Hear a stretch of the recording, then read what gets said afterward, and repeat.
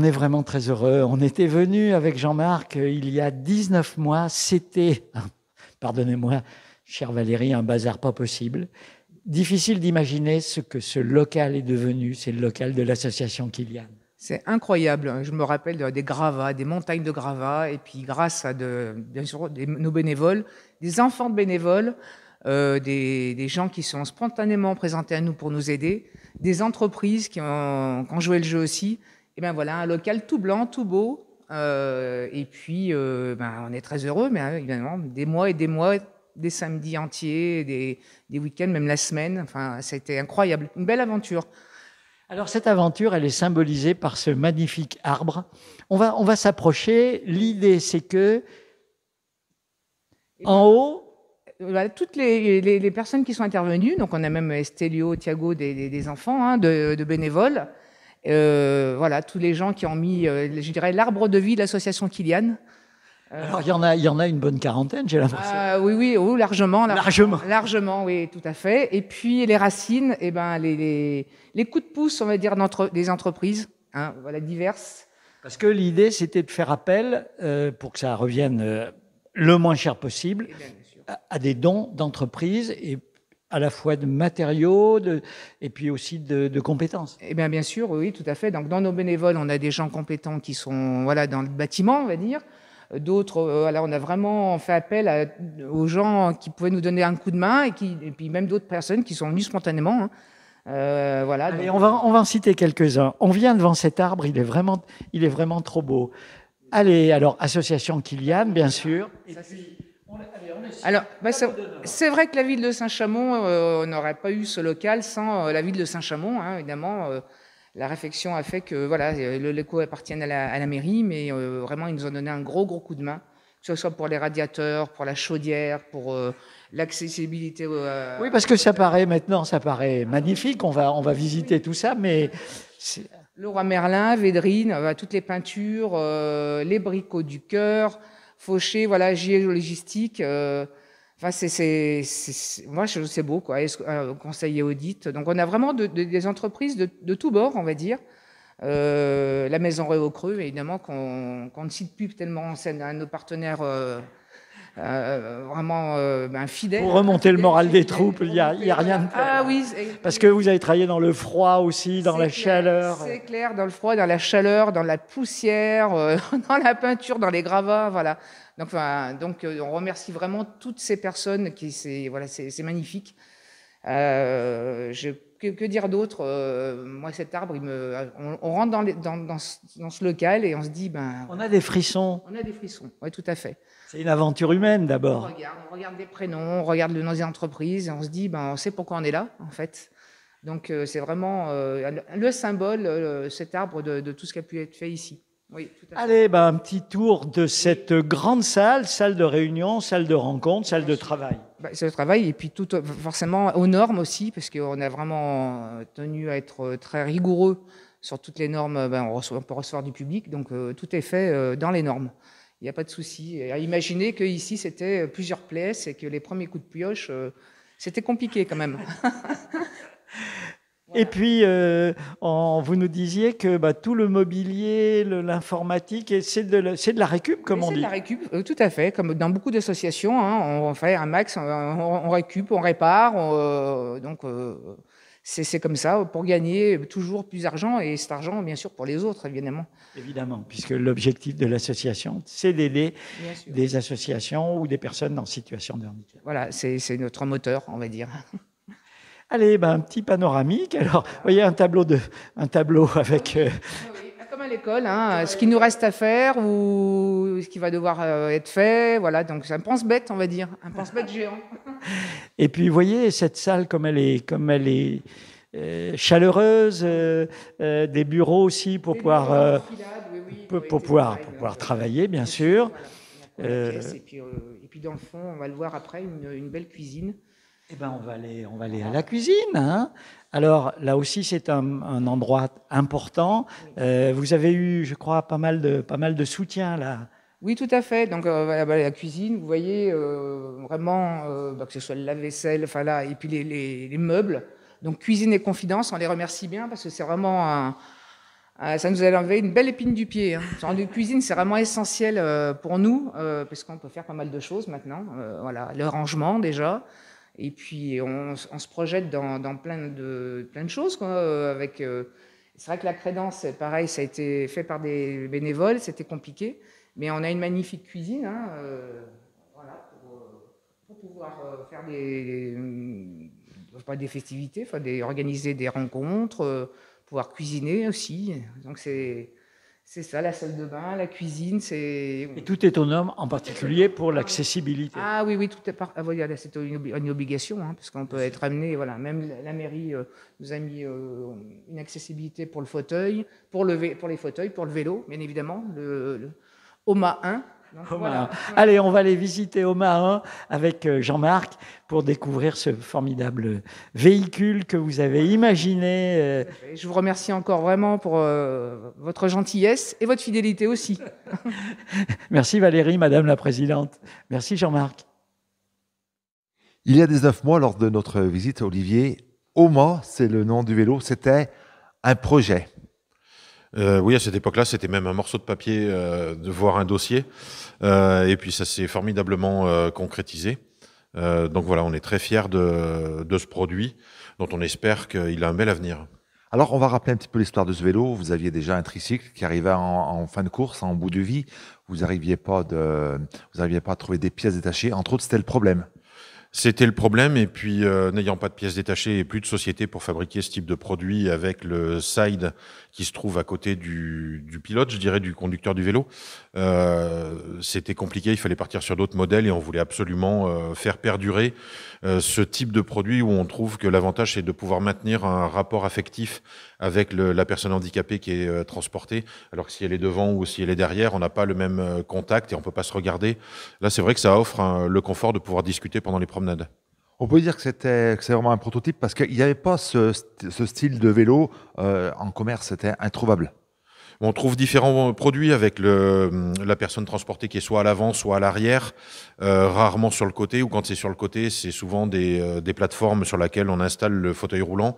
Là, on est vraiment sur une assise qui permet de faire 40 km ou 50 km de promenade, tout en restant dans un confort quand même convenable. Alors là, vous avez fait appel à des professionnels qui ont dessiné, conçu. Comment ça s'est passé, la naissance de ce vélo? Mais au départ, c'est une rencontre grâce à Adeline que je salue, avec l'ECAM de Lyon, l'école d'ingénieurs, qui avait fait une étude de contraintes. Et puis ensuite, on s'est adressé à une société ligérienne pour réaliser le produit, puisqu'on tenait à ce qu'on reste sur un maximum d'éléments régionaux pour rester sur quelque chose qui soit français et local. Les tubes ont été pliés donc dans la région. De l'acier, de l'aluminium? C'est de l'aluminium et la torsion des tubes, c'est faite dans l'Ain. Vous voyez, on disait tout à l'heure que le vélo avait été conçu dans la Loire, le prototypage à Lyon. Enfin, on est resté vraiment local. Et puis donc tout ce qui est dérailleur, tout ce qui est chaîne, tout ce qui est par contre là, localement, il n'y a pas d'entreprise qui fabrique des freins, des dérailleurs. Il a fallu prendre des choses qui existaient. Oui, le vélo porteur existait déjà. Hein. Nous, on a apporté que le concept side sur le côté. Et puis après, souvent, il faut se retourner sur des pièces étrangères, malheureusement, quand on les a pas chez nous. Ce qui est le cas, par exemple, de la motorisation ou des batteries. 2 batteries pour faire fonctionner ce vélo. Bien sûr, il y a une assistance électrique. Voilà, une assistance électrique avec 2 batteries couplées l'une avec l'autre, ce qui fait qu'on n'a même pas besoin de s'arrêter pour faire le renouvellement de batterie et une autonomie qui va aller de 80 à 100 km sur le plat, ce qui laisse déjà de belles possibilités.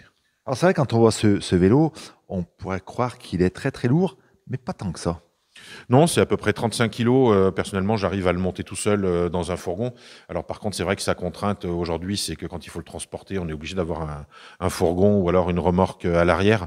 Voilà, je dirais que c'est l'inconvénient de ce type de vélo, mais c'était compliqué pour des enfants qui, par exemple, ont des problèmes de dos, d'avoir ce type d'assise et que ça soit facilement transportable sur un porte-vélo. Alors, le siège, tous les passionnés de sport automobile ont reconnu un siège qu'on trouve dans les voitures de rallye, hein, un siège baquet. Voilà, on est parti. L'idée, c'était d'être polyvalent, et on est parti de Kylian qui avait eu une arthrodèse lombaire et donc 2 barres en métal, 2 tiges en métal dans le dos, et on s'est dit qu'il faut aussi permettre à ce public-là de pouvoir être assis sans difficulté et sans danger surtout. Allez, pour voir comment on s'installe sur ce vélo, comment ça se passe. Évidemment, les sangles que je ne mettrai pas, mais voilà. Alors là, on est vraiment bien enveloppé. Je tiens vraiment à le dire, c'est très très confortable. Je ne dirais pas que je passerai ma nuit dedans quand même, mais presque. Donc on est vraiment très bien. Un vélo en plus qui est bien suspendu avec donc une fourche suspendue et puis des freins à disque avant, arrière. On a d'abord joué beaucoup la carte sécurité parce que c'est ce qu'il faut, c'est être en sécurité dans ce type de vélo. Oui, disons qu'il faut considérer qu'on peut arriver à être sur un poids de 200 kg en charge, en mouvement. Donc effectivement, c'est des freins à disque 4 pistons pour qu'on ait un freinage qui soit tout le temps sécure. Tout le monde peut le conduire, ce vélo. Il n'y a pas besoin d'avoir une force herculienne, justement grâce à ce moteur électrique, cette assistance électrique. Il a fait ses premiers tours de roue. Alors, vous le voyez derrière nous, on a fait ces images il y a quelques minutes avec Jean-Claude comme passager. Un vélo facilement maniable.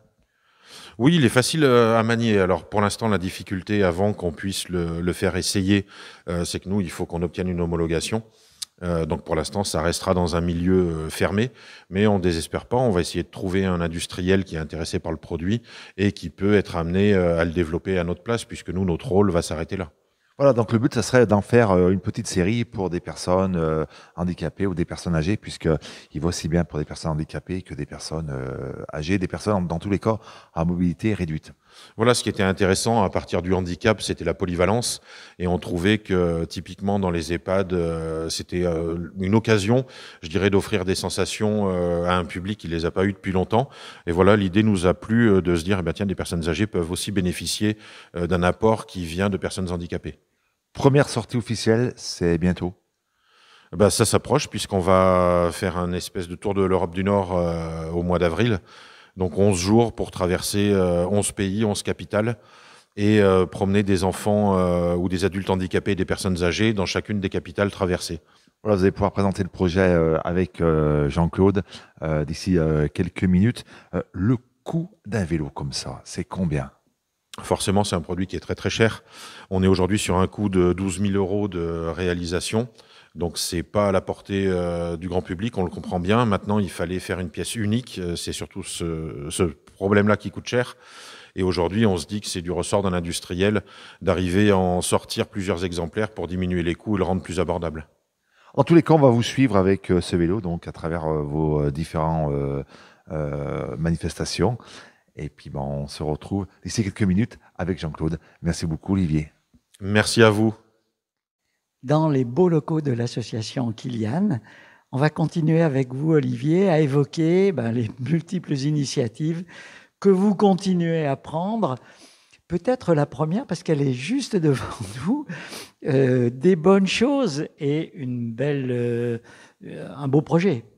Oui, puis surtout, je dirais une amitié qui continue avec la Maison Réau-Creux et son dirigeant, Sébastien, qui donc souhaitait développer une gamme de biscuits maintenant. Et il a voulu associer le handicap en reversant 1 € par boîte vendue. Et l'association a apporté le concept en proposant à des familles ce type de vignette où on retrouve la photo de leurs enfants, le nom de la maladie et puis leur commune de résidence. Et le concept était de mettre en valeur ces enfants-là, qu'on voit pas souvent, et de leur donner le sentiment de fierté, de se dire, ah bah tiens, on peut être aussi, se retrouver dans le commerce en étant l'égérie d'un produit ou d'un autre. Et voilà, c'était ce qui nous faisait plaisir. Et Vous avez fait des beaux shootings. Voilà, c'est ce que j'allais dire, c'est que ça part en fait du shooting photo qu'on avait fait avec Lucie et Kélia, où on s'est dit, on va pas en rester là, et puis on va essayer de continuer. C'est pour ça qu'on retrouve notamment la photo de Lucie sur la boîte de présentation. Voilà, donc Maison Réau-Creux, on en trouvera probablement dans votre local et au cours des manifestations que vous continuez à organiser régulièrement. Voilà, normalement, c'est une amitié qui devrait durer encore 20 ans et je pense qu'on nous reverra ensemble souvent. Voilà, ça, c'est les petites douceurs. Et puis, alors, un projet, on se souvient de vos projets incroyables de Tour de France en vélo, des exploits. Là, c'est autre chose, mais vous allez carrément vous balader en Europe. Oui, on cherche donc à partir de ce fameux prototype de vélo Oma One, un industriel qui serait intéressé pour en assurer le développement. Comme c'était un petit peu compliqué pour nous, on s'est dit on va au moins monter une opération de communication et on va faire le tour de 11 pays, 11 capitales en 11 jours. Et le concept sera de promener une personne âgée, une personne handicapée dans chacune des capitales traversées. Donc je tiens à saluer le partenariat avec Erasmus qui nous apporte 2 jeunes filles, Capucine et Ambre, qui vont nous accompagner tout au long de ce périple, 2 jeunes filles de 16 ans. Et puis un joli partenariat avec les ambassades des pays traversés, puisqu'on a un bon écho avec les ambassades de France. Et on espère qu'ils vont nous aider à médiatiser ce vélo, au moins dans les gros pays du vélo.